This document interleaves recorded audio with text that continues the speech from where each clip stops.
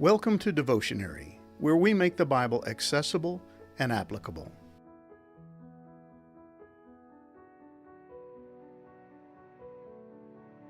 At some point, everyone thinks they're God. Even those who express belief in God can find themselves acting like they're in control of their own lives, calling the shots, and living according to their own self-centered agenda. And in Isaiah chapter 37, verses 14 through 20, King Hezekiah of Judah receives a much-needed primer on the sovereignty of God. He alone is God. Not only are there no other gods but Him, there is no reason for anybody to act like they're God besides Him.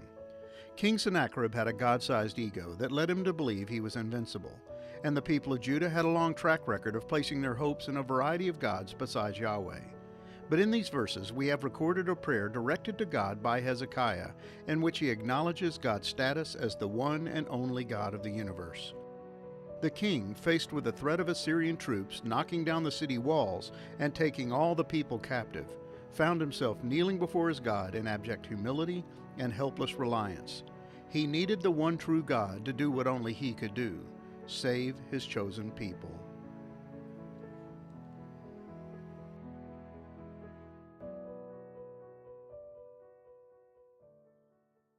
Faced with the threat of annihilation at the hands of the Assyrians, Hezekiah, the king of Judah, had taken the situation directly to God. He had entered the temple to pray and sent his key officials to plead with Isaiah to intercede with God on behalf of the nation. And Isaiah had sent the king a reassuring message from God. "Do not be afraid because of the words that you have heard, with which the young men of the king of Assyria have reviled you." Isaiah 37, verse 6. God promised to save Jerusalem from the threat of Assyrian invasion. King Sennacherib would receive a divinely inspired message that forced him to return home, where he would be assassinated by his own sons. So God has provided the king of Judah with his personal guarantee that none of the boastful threats of the Assyrian king will come to fruition. Yet in spite of God's assurances, King Hezekiah still has the Assyrians camped outside the walls of his city, and the threats of the Assyrian emissary ringing in his ears. Do not let your God in whom you trust deceive you by promising that Jerusalem will not be given into the hand of the king of Assyria. Behold, you have heard what the kings of Assyria have done to all lands, devoting them to destruction. And shall you be delivered? Isaiah 37, verses 10 through 11. The problem persisted. The enemy was still outside the city walls, and Hezekiah was left with two options: believe the words of King Sennacherib or those of God Almighty. At this point in the story, that's all he has to go on: the words of a man and the word of his God. One was visible, his power manifested in the sizable army camped outside the walls of Jerusalem. His words were backed by a well-documented reputation for accomplishing what he set out to do.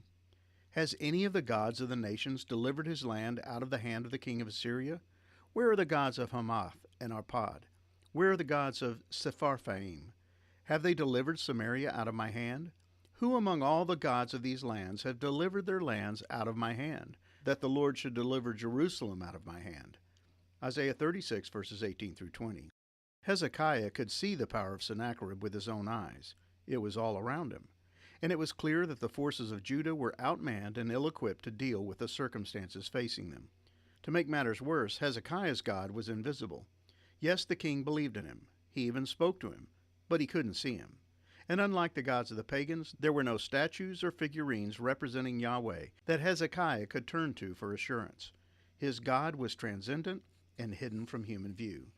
But while God was invisible, He was far from unknowable or imperceptible. He had a reputation as well. Yahweh had a long track record of intervening in the affairs of mankind, especially on behalf of His chosen people. From the day He had called Abram out of Ur, God had chosen to reveal Himself in a variety of ways, to reassure His people of His imminence and nearness. He spoke to Abraham audibly and regularly. He appeared to Moses in the form of a burning bush. He revealed Himself to the people of Israel as a flame of fire and a pillar of cloud, leading them across the wilderness for 40 years. And God had repeatedly intervened on behalf of His people, accomplishing great victories on their behalf, even when they faced more formidable foes and insurmountable odds. Hezekiah was faced with a dilemma familiar to all believers of all times. He could allow the presence of a tangible trial to influence his decision-making, or he could rely on the promises of a God he couldn't see, but who had proven Himself faithful time and time again. and the text tells us that Hezekiah made the right choice. He took his problem to God. Hezekiah received the letter from the hand of the messengers and read it. And Hezekiah went up to the house of the Lord and spread it before the Lord. And Hezekiah prayed to the Lord. Isaiah 37, verses 14 through 15. He took the enemy's message to the only one he could trust, God. And he opened his prayer to God with a series of appellations that seemed designed to remind himself of God's power and distinctiveness. O Lord of heaven's armies, God of Israel, you are enthroned between the mighty cherubim. You alone are God of all the kingdoms of the earth. You alone created the heavens and the earth. Isaiah 37, verse 16. He addresses God as the divine warrior God. He leads the innumerable hosts of heaven, a supernatural army that far surpasses any earthly or human foe, including the Assyrians. He describes God as Israel's God, a not-so-subtle reminder that God had chosen the nation of Israel as his own. They belonged to him, and he was responsible for their well-being. Hezekiah goes on to describe God as sitting on a throne, but unlike any earthly throne occupied by a human king. God sits enthroned between cherubim, supernatural, angelic beings who are unlike anything of this earth. This designation of God's glory and magnitude is borrowed from the Psalms. Please listen, O shepherd of Israel, you who lead Joseph's descendants like a flock. O God, enthroned above the cherubim, display your radiant glory to Ephraim, Benjamin, and Manasseh. Show us your mighty power. Come to rescue us. Psalm 80, verses 1 through 2. The Lord is king. Let the nations tremble. He sits on his throne between the cherubim. Let the whole earth quake. Psalm 99, verse 1. And Hezekiah acknowledges that Yahweh alone is God of all the kingdoms of the earth, including the kingdom of Assyria. He is sovereign over all. In fact, Hezekiah admits that God created all that exists. He made the heavens and the earth and every living creature. While Sennacherib could brag about his creation of a mighty kingdom, only God could claim the title of Creator. Hezekiah was bringing his problem to the source and the solution of all things. And Hezekiah begs the great, majestic, transcendent, all-powerful God of the universe to intervene on Judah's behalf. Incline your ear, O Lord, and hear. Open your eyes, O Lord, and see, and hear all the words of Sennacherib which he has sent to mock the living God. Isaiah 37, verse 17. Hezekiah acknowledges that Assyria had successfully defeated the other nations, but only because the gods of those nations were lifeless and impotent. They were fabricated by men, and unlike Yahweh, had no power to save. For they were no gods, but the work of men's hands, wood and stone. Therefore they were destroyed. Isaiah 37, verse 19. False gods provide faulty help in times of trouble. They can't deliver the necessary aid because they lack the necessary ingredient to do so, life.